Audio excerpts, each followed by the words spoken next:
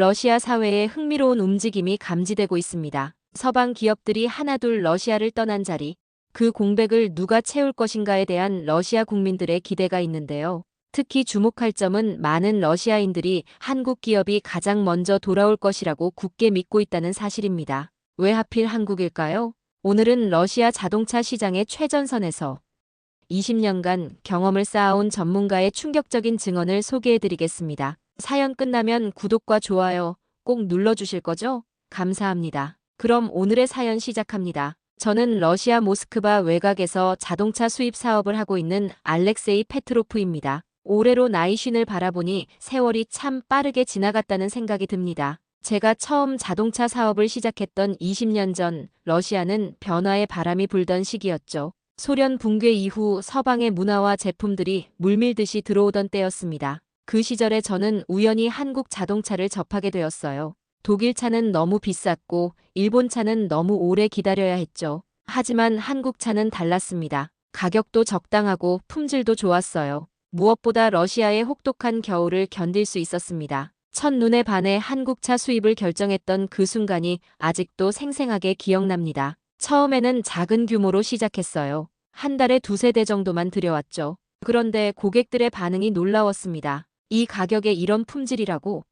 하며 놀라는 표정들이 지금도 눈에 선하네요. 한국차는 금세 인기를 끌었고 제 사업도 빠르게 성장했습니다. 몇 년 지나지 않아 한 달에 수십 대를 들여오는 수준이 되었죠. 러시아의 극한의 날씨에 대부분의 차들이 시동조차 걸리지 않았을 때도 제가 판매한 한국 차들은 거의 모두 문제없이 작동했습니다. 그때부터 한국차에 대한 신뢰가 더욱 굳건해졌어요. 러시아의 혹독한 겨울도 거뜬히 이겨내는 한국차라는 말이 사람들 사이에 자연스럽게 퍼져나갔습니다. 이 단순한 문장은 단지 광고 문구가 아니라 러시아 사람들의 실생활에서 증명된 사실이었죠. 그 덕분에 저는 한국차를 판매하며 가족의 생계를 꾸려나갈 수 있었습니다. 아이들의 교육비부터 부모님의 의료비까지 한국차는 우리 가족에게 안정된 삶을 선물해 주었습니다. 단순한 사업 아이템이 아니라 제 인생의 든든한 동반자였던 셈이죠. 지금 제 창고에는 마지막으로 들여온 한국차 한 대가 남아 있어요.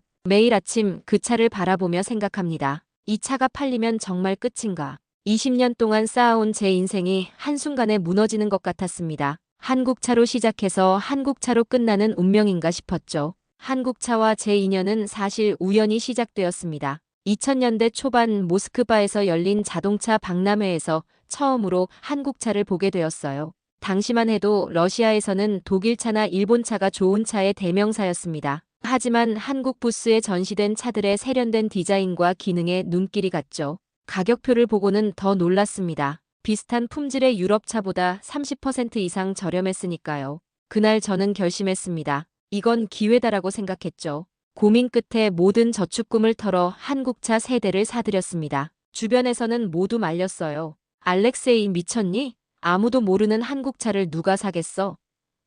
아내 나타샤도 처음에는 걱정했습니다. 하지만 제 직감은 틀리지 않았어요. 첫 번째 고객은 제 오랜 친구 드미트리였습니다. 그는 항상 독일차만 고집했던 사람이었죠. 처음에는 그냥 한번 타보는 거야라며 시승을 했는데 1시간 후 돌아와서는 바로 계약서에 사인했습니다. 알렉세이, 이 차 정말 좋더라. 가격은 절반인데 품질은 독일차와 비슷해라고 말하던 그의 얼굴이 생생합니다. 입소문은 빠르게 퍼졌어요. 한 달 만에 3대의 차가 모두 팔렸고 주문은 계속 들어왔습니다. 저는 과감히 서울로 직접 날아갔어요. 한국어 한마디 못하는 제가 통역사 하나 데리고 부산에서 서울까지 다니며 딜러십 계약을 따냈죠. 지금 생각해도 무모했지만 그 결정이 제 인생을 바꿨습니다. 특히 기억에 남는 건 시베리아에서 불어온 한파로 모스크바 전체가 얼어붙었을 때였습니다. 그 겨울 대부분의 차들이 시동조차 걸리지 않았죠. 서비스 센터에 전화가 빗발쳤어요. 하지만 놀랍게도 제가 판매한 한국차 소유주들의 전화는 거의 없었습니다. 뒤늦게 알고 보니 한국 차들은 대부분 문제없이 작동하고 있었어요. 그때부터 러시아 겨울에는 한국차라는 말이 퍼졌습니다. 한국 본사와의 관계도 특별했어요. 대부분의 유럽 브랜드들은 러시아를 변방 시장으로만 여겼지만 한국 기업들은 달랐습니다. 매년 기술자들이 직접 러시아를 방문해 혹독한 겨울을 견디는 방법을 연구했고 러시아 특화 모델을 개발하기도 했죠. 한국 엔지니어들이 영하 30도의 추위 속에서 차량 테스트를 하는 모습을 보며 감동했던 기억이 납니다. 제 사업은 번창했고 모스크바 외곽에 대형 쇼룸도 열었습니다. 주말이면 가족들이 쇼룸에 구경 오는 광경이 일상이 되었죠. 아이들은 신차 앞에서 사진을 찍고 아버지들은 엔진을 살펴보며 감탄했습니다. 역시 한국차는 달라라는 말을 들을 때마다 가슴이 뿌듯했어요. 하지만 지금은 제 쇼룸은 텅 비어 있습니다. 마지막으로 남은 한 대의 차를 어제 정비했어요. 반짝반짝 광이 나도록 닦으면서 생각했습니다. 이 차가 팔리면 정말 끝인가? 20년 동안 한국차만 판매해온 저에게 이건 단순한 차 한 대가 아니었습니다. 제 삶의 역사였고 자부심이었죠. 가끔은 쇼룸에 혼자 앉아 과거를 회상합니다. 한국에서 온 바이어들과 함께 보드카를 마시며 밤새 이야기를 나눴던 날들.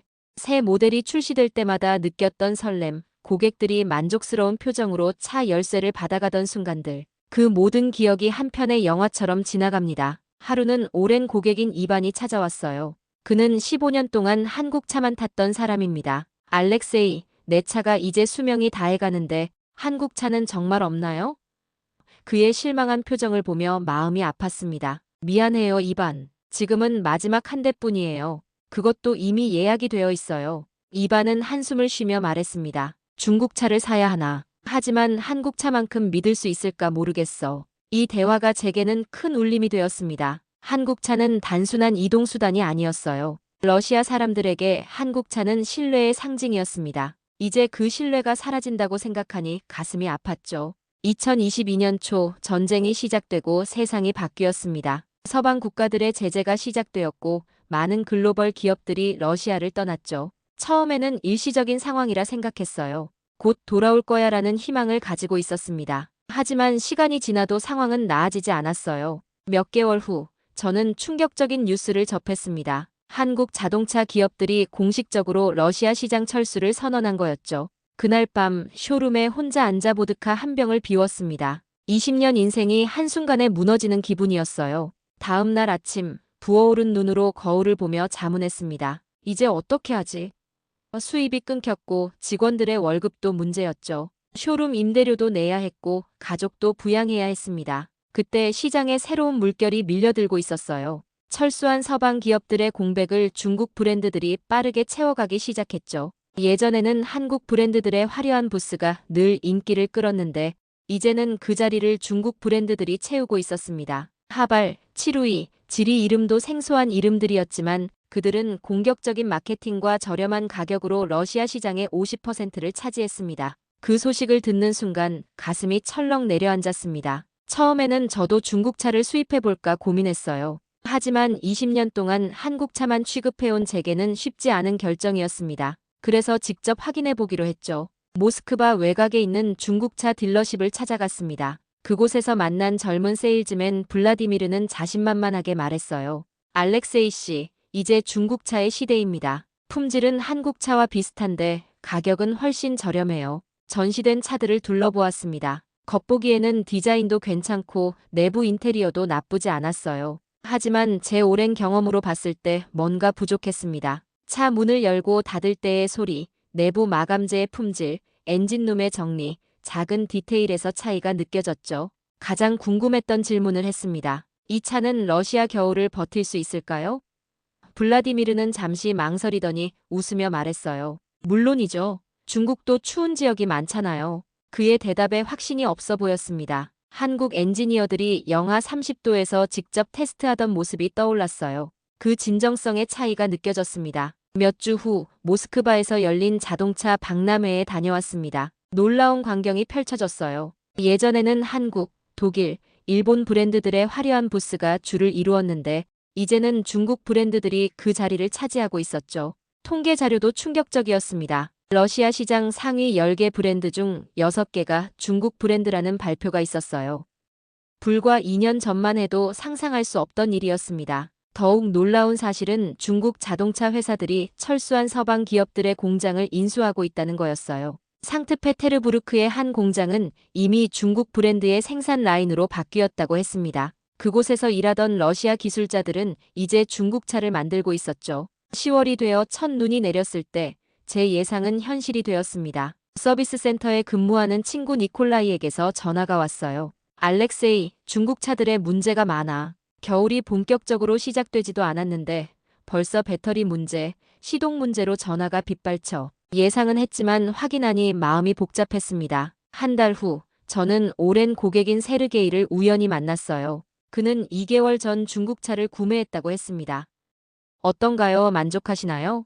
라고 물었죠. 세르게이는 한숨을 쉬며 말했습니다. 처음에는 좋았어요. 근데 이상한 소음이 나기 시작했고 부품을 교체하려니 기다려야 한대요. 한국 차였으면 이런 일 없었을 텐데. 가슴이 아팠습니다. 러시아 사람들은 품질과 신뢰성을 중요시합니다. 특히 우리 같은 혹독한 기후에서는 더욱 그렇죠. 한국 차는 그 신뢰를 20년 넘게 쌓아왔습니다. 하지만 이제 그 자리를 아직 검증되지 않은 중국차가 차지하고 있었어요. 쇼룸으로 돌아오는 길에 생각했습니다. 이대로 중국차 수입업으로 전환해야 하나? 하지만 마음 한구석에서는 저항감이 들었어요. 한국차에 대한 추억과 자부심, 그리고 무엇보다 그 품질에 대한 확신이 있었기 때문입니다. 제 사무실 벽에는 아직도 한국 자동차 회사들과 함께 찍은 사진들이 걸려 있었죠. 그 사진들을 바라보며 언제 다시 돌아올 수 있을까 하는 생각했습니다. 겨울이 깊어지면서 러시아 전역에서 중국차에 대한 불만이 터져 나오기 시작했습니다. 제 오랜 친구 니콜라이가 운영하는 서비스 센터는 매일 중국차 수리로 북적였어요. 알렉세이, 이런 적은 처음이야. 같은 문제로 계속 오는 차들이 너무 많아. 특히 전기 시스템 문제가 심각해. 라고 토로했죠. 니콜라이는 30년 경력의 베테랑 정비사입니다. 그의 말이라면 신뢰할 수 있었어요. 문제는 부품 수급이었습니다. 중국 브랜드들은 러시아에 충분한 부품 공급망을 구축하지 못했어요. 간단한 수리도 몇 주씩 기다려야 하는 상황이 빈번했죠. 반면 한국 브랜드들은 20년 넘게 러시아에서 사업을 하며 탄탄한 공급망을 갖추고 있었습니다. 어떤 외딴 시베리아 마을에서도 한국차 부품은 3일 이내에 배송되었죠. 1월 중순, 추운 날씨에 제 쇼룸 문이 열렸습니다. 오랜만에 찾아온 손님이었어요. 중년의 남성 미하일이었습니다. 그는 저에게 다가와 물었어요. 알렉세이, 혹시 한국차는 없나요? 중고라도 상관없습니다. 그의 간절한 눈빛이 지금도 기억납니다. 미하일의 이야기는 많은 러시아 소비자들의 현실을 대변했습니다. 그는 3개월 전 중국차를 구매했지만 벌써 여러 문제가 발생했다고 했어요. 특히 혹한의 시동이 걸리지 않는 문제가 심각했죠. 예전에 타던 한국차는 영하 30도에서도 문제 없었는데 라며 아쉬움을 표했습니다. 이런 일이 있고 나서 제 전화는 쉴 새 없이 울리기 시작했어요. 한국차 중고라도 있나요? 한국산 부품은 구할 수 있나요? 언제 한국차가 돌아올까요? 라는 질문들이었습니다. 사람들은 한국차의 빈자리를 크게 느끼고 있었어요. 2월 초 모스크바에서 중고차 박람회가 열렸습니다. 놀라운 광경이 펼쳐졌어요. 한국차 중고 모델들이 신차보다 비싼 가격에 거래되고 있었습니다. 5년 된 한국 세단이 신차 출시 당시 가격보다 20% 높게 팔리는 상황이었죠. 이건 러시아 자동차 시장 역사상 전례 없는 일이었습니다. 박람회에서 만난 자동차 평론가 드미트리는 이런 현상을 이렇게 설명했어요. 러시아 소비자들은 신뢰할 수 있는 차를 원합니다. 20년 동안 한국 차는 그 신뢰를 증명해 왔어요. 중국 차는 아직 그 신뢰를 얻지 못했죠. 그의 말에 깊이 공감했습니다. 신뢰는 하루아침에 얻을 수 없는 것이니까요. 서비스 센터를 운영하는 니콜라이에게 흥미로운 소식을 들었습니다. 요즘 재미있는 현상이 있어. 사람들이 중국차를 사면서 엔진만 한국산으로 교체해달라고 해. 불법이지만 그래도 찾는 사람이 많아. 이 이야기를 듣고 깜짝 놀랐어요. 그만큼 한국 기술에 대한 신뢰가 깊었다는 증거였습니다. 3월에는 특별한 손님이 찾아왔어요.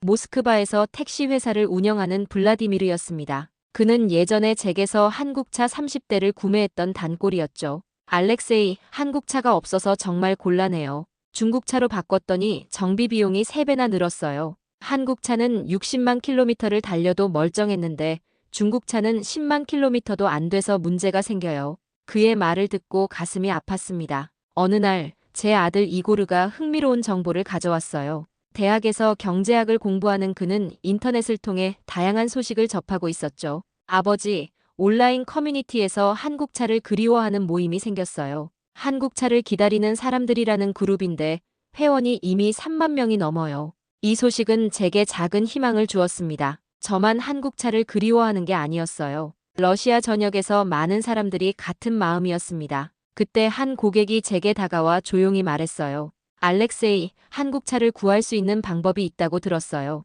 혹시 알고 계신가요?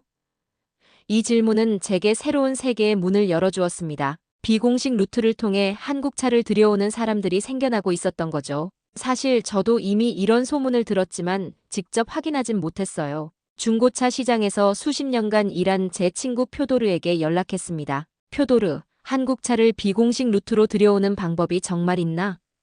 그는 조심스레 대답했어요. 알렉세이, 내일 점심에 만나자. 전화로 말하긴 조심스러워. 다음 날 모스크바 외곽의 조용한 카페에서 표도르를 만났습니다. 그는 목소리를 낮추며 말했어요. 지금 카자흐스탄이나 키르기스스탄을 통해 한국차를 들여오는 경로가 있어. 서류상으로는 중앙아시아로 수출됐지만 실제로는 러시아로 오는 거지. 그의 말에 놀랐습니다. 그게 가능해? 표도르는 고개를 끄덕였어요. 물론 불법이야. 하지만 수요가 너무 많아서 위험을 감수하는 사람들이 늘고 있어. 표도르에 따르면 2022년 한국의 대러시아 중고차 수출이 전년 대비 700% 이상 급증했다고 했습니다. 공식적으로는 수출이 중단됐는데도 말이죠. 이 통계는 무언가 이상한 일이 벌어지고 있다는 증거였어요. 심지어 말레이시아 같은 나라를 경유해서 들여오는 경우도 있어. 서류를 조작해서 실제 목적지를 숨기는 거지. 라고 표도르가 설명했습니다. 제 마음은 복잡했어요. 20년 동안 정직하게 사업을 해왔는데 이런 불법적인 방법을 고려해야 하는 현실이 비참했습니다. 하지만 동시에 고객들의 간절한 요청을 외면하기도 어려웠어요. 알렉세이, 내 가족의 안전을 위해 한국차가 필요해요. 어떻게든 구해주세요. 라는 말을 여러 번 들었습니다. 한 주 후, 저는 용기를 내어 우회 경로를 탐색하기로 했어요. 카자흐스탄 알마티에 있는 옛 거래처 마라트에게 연락했습니다. 그는 제 제안에 흥미를 보였어요. 가능은 해. 하지만 위험 부담이 크고 비용도 많이 들어. 차 한 대당 정상 가격의 30%는 더 줘야 해. 높은 가격이었지만 러시아에서는 그래도 팔릴 것 같았습니다. 첫 거래는 조심스럽게 이루어졌어요. 세 대의 한국차를 주문했고 한 달 후 모스크바 외곽 창고에 도착했습니다. 차들을 보는 순간 감격스러웠어요. 오랜만에 보는 한국차의 완벽한 마감, 견고한 느낌. 제가 20년간 믿어온 그 품질이었습니다. 소식은 빠르게 퍼졌어요. 제가 한국차를 구할 수 있다는 정보가 입소문을 타면서 전화가 빗발쳤습니다. 단골 고객들에게만 조용히 판매하려 했지만 수요가 너무 많았어요. 가격이 비쌌음에도 불구하고 대기자 명단이 금세 차올랐습니다. 그러나 양심의 가책도 컸어요. 이렇게까지 해서 한국차를 들여와야 하나? 불법이란 사실이 계속 마음에 걸렸습니다. 게다가 적발 위험도 있었죠. 실제로 비슷한 수법으로 차를 들여오다 적발된 사례가 뉴스에 나오기도 했어요. 어느 날 밤 아내 나타샤와 진지한 대화를 나눴어요. 알렉세이, 당신이 불법을 저지르는 걸 본 적이 없어요. 20년 동안 정직하게 살아왔잖아요. 지금 이 일이 당신을 힘들게 하는 게 보여요. 나타샤의 말이 가슴에 와닿았습니다. 그녀의 말대로였어요. 돈을 벌기 위해 법을 어기는 건 제 가치관과 맞지 않았습니다. 결국 저는 비공식 수입을 중단하기로 결심했어요. 대신 정직하게 중고 한국차만 취급하기로 했습니다. 러시아 내에 이미 있는 차들, 합법적으로 거래할 수 있는 차들만 다루기로 한 거죠. 물론 수입은 많이 줄었지만 마음은 편해졌습니다. 그런데 놀라운 일이 벌어졌어요. 제가 비공식 수입을 거부한다는 소식이 퍼지자 오히려 고객들의 신뢰가 더 커졌습니다. 알렉세이는 정직한 사람이야. 그가 파는 차는 믿을 수 있어. 라는 평판이 생겼죠. 비록 물량은 제한적이었지만 제가 취급하는 중고 한국차는 프리미엄을 받고 판매되었습니다. 이 과정에서 깨달은 것이 있습니다. 한국차가 러시아에서 사랑받는 이유는 단지 품질 때문만이 아니었어요. 그 뒤에는 신뢰가 있었습니다. 한국 기업들이 20년 동안 쌓아온 신뢰, 그리고 그 차를 판매하는 딜러들의 신뢰가 함께 작용했던 거죠. 이런 신뢰는 불법적인 방법으로는 유지할 수 없다는 것을 깨달았습니다. 자동차 딜러십 사무실에 혼자 남아 지난 시장 보고서를 읽고 있었습니다. 서늘한 가을 바람이 창문을 두드리는 소리가 들렸어요. 보고서의 그래프는 충격적이었습니다. 러시아 자동차 시장에서 중국 브랜드의 점유율이 50%를 넘어섰다는 내용이었죠. 2년 전만 해도 한국 브랜드가 상위권을 차지했는데 이제는 그 자리가 완전히 바뀌었습니다. 보고서 마지막 페이지에 적힌 문장이 가슴에 와닿았어요. 러시아 소비자들은 품질과 신뢰성을 중요시하지만 현재 시장에는 그 수요를 충족시킬 브랜드가 부족하다. 이 한 문장이 모든 것을 말해주고 있었습니다. 러시아 연방 자동차 협회에서 열린 회의에 참석했어요. 업계 전문가들과 딜러들이 모여 현재 시장 상황을 논의했죠. 놀랍게도 정부 관계자도 참석해 솔직한 의견을 말했습니다. 중국차만으로는 러시아 시장을 완전히 채울 수 없습니다. 품질 문제가 지속되면 소비자 신뢰 회복이 어려울 것입니다. 회의 후 오랜 경쟁사였던 볼가 자동차의 세르게이와 이야기를 나눴습니다. 그는 독일차 딜러였지만 이제는 중국차를 판매하고 있었죠. 알렉세이, 솔직히 말해서 나도 이런 차를 팔고 싶지 않아. 하지만 선택의 여지가 없잖아. 그의 눈에서 같은 고민이 보였습니다. 제 쇼룸으로 돌아오는 길에 한국 브랜드의 옛 광고판이 눈에 띄었어요. 색이 바래고 일부는 찢어져 있었지만 그 로고는 여전히 선명했습니다. 제 아들 이고르는 아버지, 언젠가 한국차가 돌아올까요? 라고 물었습니다. 저는 반드시 그럴 거야. 좋은 제품은 결국 돌아오게 되어 있어. 라고 대답했지만 마음 한구석에는 의문이 있었어요. 어느 날 아침 아들 이고르가 들뜬 목소리로 저를 깨웠습니다. 아버지, 뉴스 보셨어요? 한국 기업들이 러시아 복귀를 고려하고 있대요. 잠에서 깨어 TV를 켰습니다. 뉴스 앵커가 말하고 있었어요. 최근 러시아 서방 관계가 변화하면서 일부 철수했던 기업들의 복귀 가능성이 점쳐지고 있습니다. 이 소식은 마른 땅에 내리는 단비 같았습니다. 오랫동안 기다려온 희망의 메시지였죠. 즉시 저는 한국 연락처들에게 이메일을 보냈어요. 대부분 답장이 없었지만 한 담당자로부터 짧은 답변이 왔습니다. 현재 논의 중입니다. 상황이 개선되면 알려드리겠습니다. 자동차 딜러 협회 모임에서 이 소식이 화제였습니다. 모두가 한국 브랜드의 복귀를 기대하고 있었어요. 알렉세이, 당신은 한국과 연결이 있으니 뭔가 더 알고 있겠군요.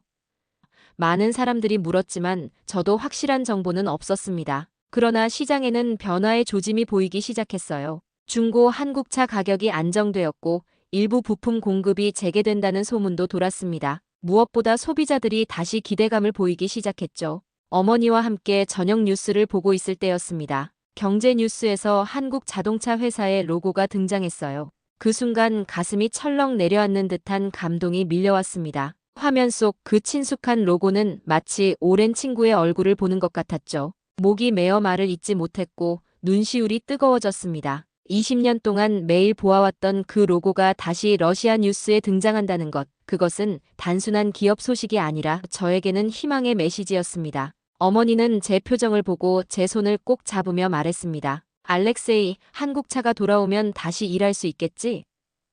그 말에 가슴 깊은 곳에서 오랫동안 억눌러왔던 감정이 터져나왔습니다. 어머니 앞에서 눈물을 보이지 않으려 애썼지만 목소리는 떨리고 말았습니다. 네, 어머니 반드시 그럴 거예요. 모스크바 교회의 자동차 전시장에서 특별한 행사가 열렸습니다. 추억의 한국차 모임이라는 이름으로 러시아 전역에서 한국차 소유주들이 모였어요. 행사에서 만난 사람들의 이야기가 모두 비슷했어요. 한국차를 다시 구할 수 있게 되길 바랍니다. 내 차가 고장나면 또 한국차를 살 수 있을까요?